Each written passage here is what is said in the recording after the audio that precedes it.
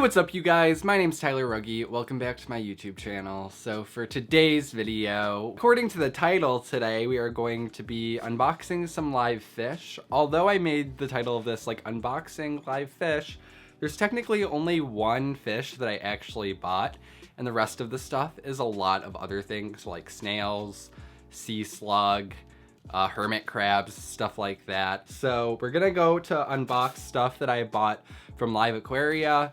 But aside from that, I also want to just talk about and show you guys how I acclimate things before I add them to my saltwater tank, because it's a really important process to properly acclimate fish and other living things before you actually add them to your tank. So I'm going to be going over that. And I also just wanted to speak to you guys about why I haven't shown my reef tank and why I haven't been talking about it, because I've had my reef tank for quite a while now, and when I was first setting it up and making changes to it and all this stuff, I made a lot of videos about it, and that was quite a while ago at this point. So I just thought I would explain to you guys why I haven't been showing it, some of the struggles I've been having with it. It kind of all ties together with the stuff that I ordered here from Live Aquaria. And also maybe you guys can offer me some advice just to kind of recap things about my reef tank, since I haven't talked about it very much at all. I have a 32-gallon BioCube. I've had a really bad algae problem in my reef tank, and one or two of the corals were literally like taken over by algae. And not only that, I think some of them died in the process of me trying to get rid of the algae. So let's just go over some of that really quick, that whole disaster. In my reef tank, you know, I have obviously a bunch of live rock and stuff in there, sand, all the basic stuff. And I actually only have a few fish in there. I have a longhorn hawkfish. His name is Calvin, and he's just a wonderful man. I love him. He's great. He's literally my favorite fish ever. He has so much personality and he's so cute. Love Calvin. Then I have my maroon clownfish. None of my other fish really have names except for Calvin, so sorry everyone else that was not included to the party, but Calvin is just the most important in my opinion. And then I have, you know, some snails, and I think I have a few shrimp in there still somewhere. They hide a lot, and I really just don't have like very many fish in there at all.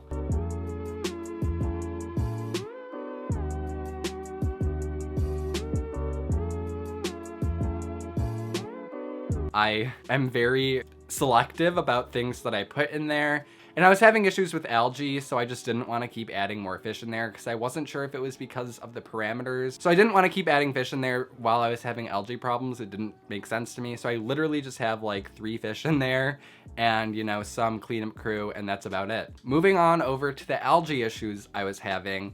So I used to keep my lights on my reef tank for about 8 hours a day. And I was starting to have a lot of algae issues. I'm not 100% sure on the type of algae it is, because I've had people tell me like multiple different things as far as what kind of algae they think it is. And I'm not that knowledgeable about different algae and stuff that occur in reef tanks, because I'm not like the most experienced reef keeper on this planet. So I think it's some sort of hair algae, and to my knowledge, it's not caused by any parameter issues, because I have a bunch of test kits. I've been testing the parameters in my reef tank, and everything is checked out. Like, all the parameters are really, really good in that tank. I do water changes regularly. I don't have very many fish in there. There's like no reason for me to have parameter problems in the tank.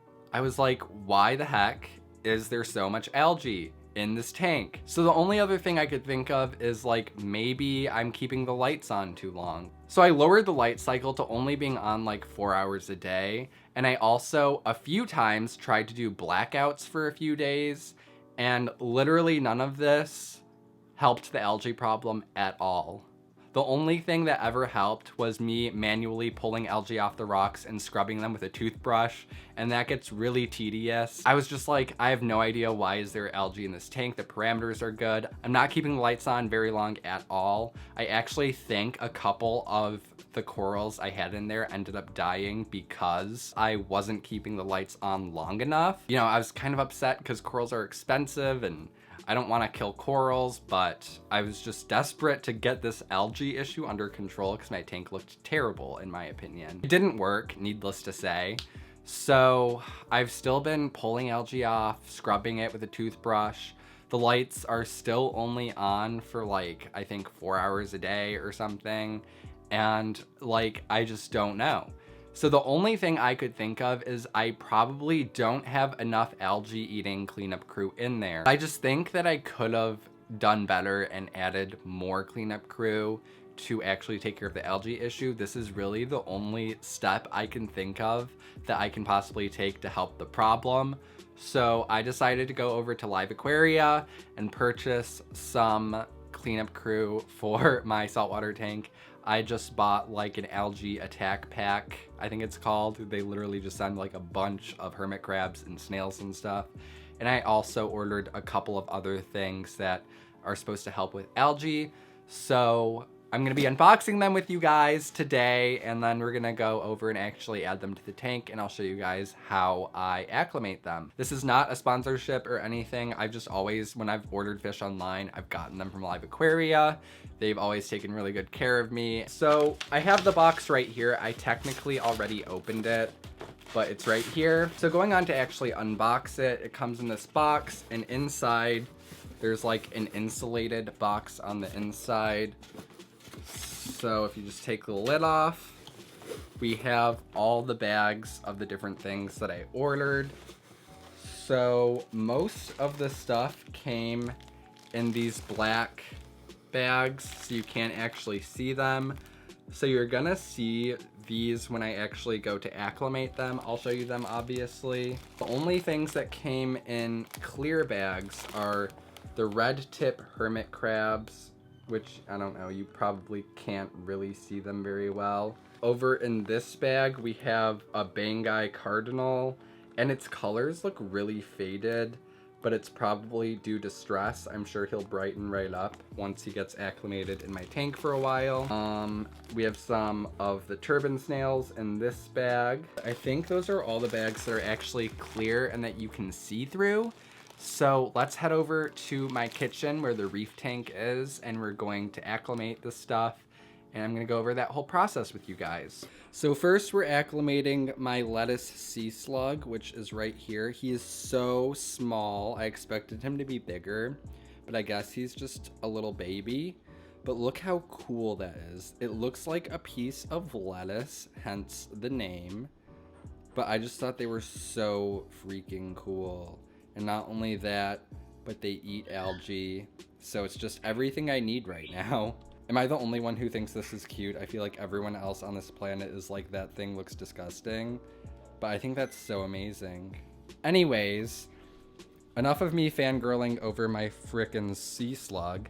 So this is my drip acclimation setup. It's very janky, but I'm just working with what I have.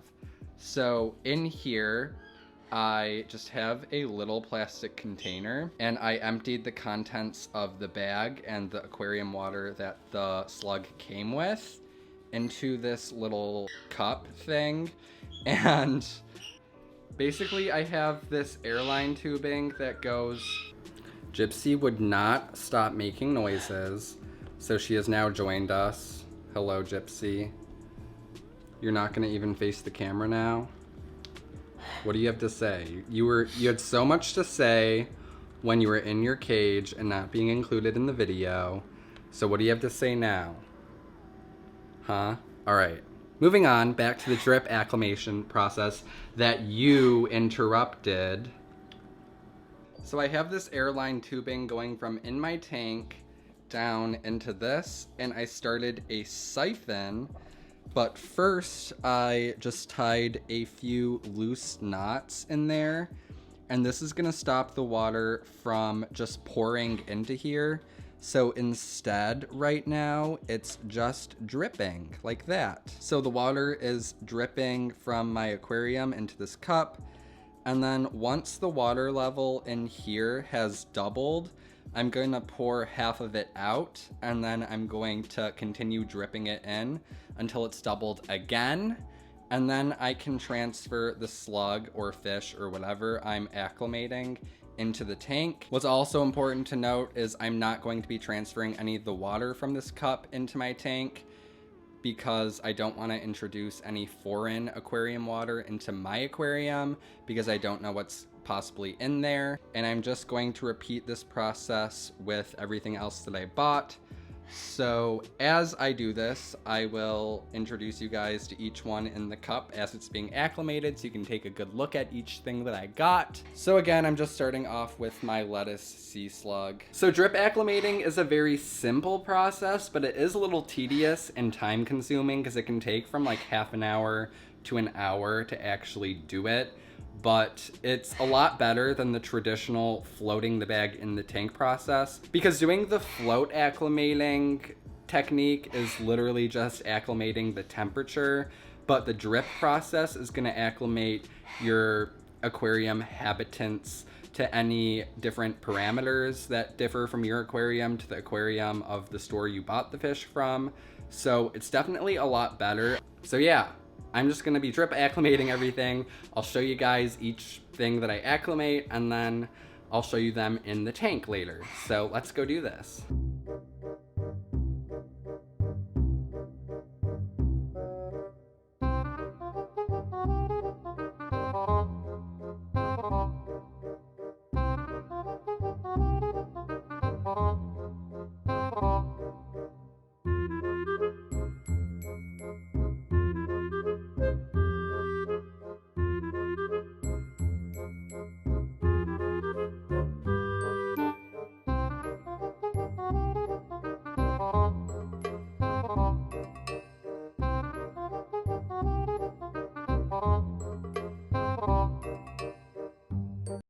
Alright, so it is now the next day. I just thought I would let everything kind of settle in the tank, give it a day before I actually film in the tank and show you guys everything.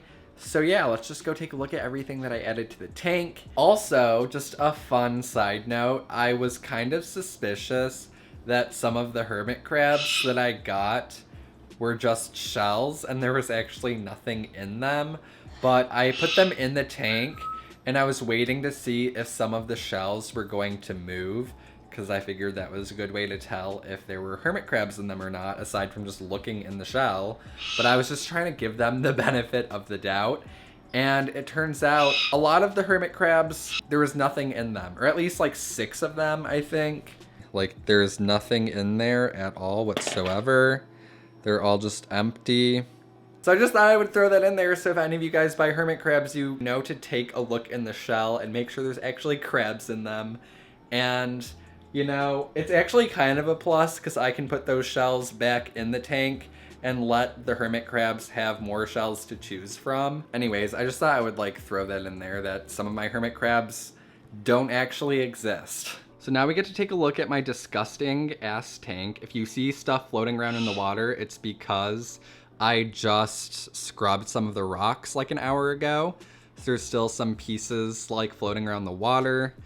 But yeah, there's my freaking clownfish. There's just casually a couple hermit crabs chilling in this corner. I don't know what they're doing here, but hello, there's a few of them.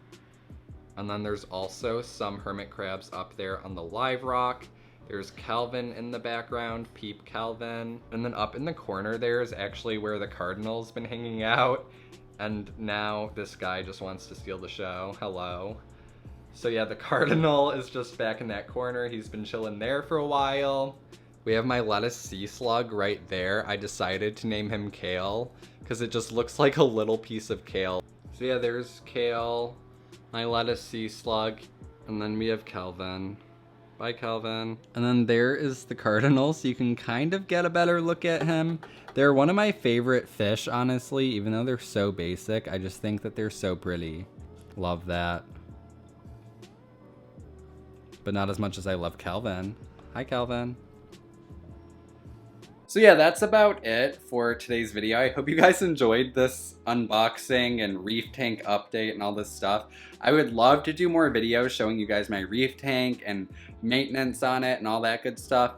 I just need to get this algae situation under control and it's been haunting me for so long. And It hasn't really been a huge priority because I know that all the parameters in the tank are good, so the algae isn't actually harmful, it just looks really terrible. But recently, I've just been so determined to get rid of it, so if anyone has any suggestions, please let me know. I'm really hoping the cleanup crew is gonna help me out. Guys, I'm counting on you, cleanup crew. Please eat all the algae and just take care of it for me. That's all I require.